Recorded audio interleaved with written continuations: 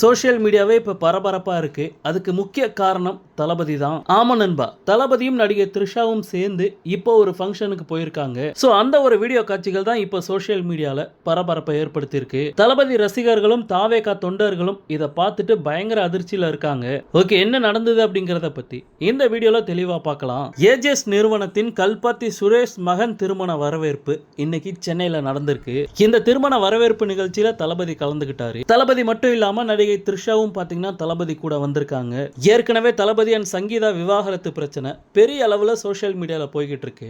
எதிர்க்கட்சிகள் இந்த விவாகரத்து பிரச்சனையை வச்சு பயங்கரமா விமர்சனம் பண்ணிக்கிட்டு இருக்காங்க. அவங்களுக்கு பதிலடி கொடுக்க முடியாம தாவேகாவினர் திக்கி திணறிக்கிட்டு இருக்காங்க. இந்த சமயத்துல தளபதி இப்படி ஒரு விஷயத்தை பண்ணியிருக்காரு.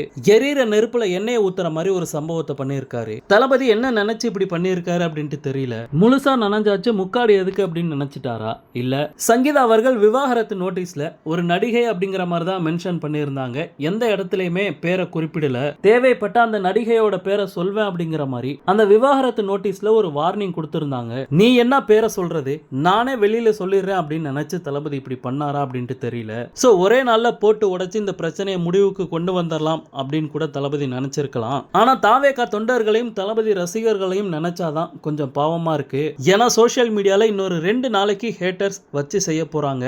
அது எல்லாத்தையுமே அவங்க தான் சமாளிக்கணும், வேற வழியே கிடையாது. ஓகே நண்பா, தளபதி திடீர்னு இப்படி ஒரு சம்பவத்தை பண்ணிட்டாரு. இதை பத்தி உங்களுடைய கருத்து என்ன அப்படிங்கறத கமெண்ட்ல சொல்லுங்க. தளபதியோட எல்லா அப்டேட்டுமே மிஸ் பண்ணாம பார்க்க நம்ம சேனலை சப்ஸ்கிரைப் பண்ணி சப்போர்ட் பண்ணுங்க.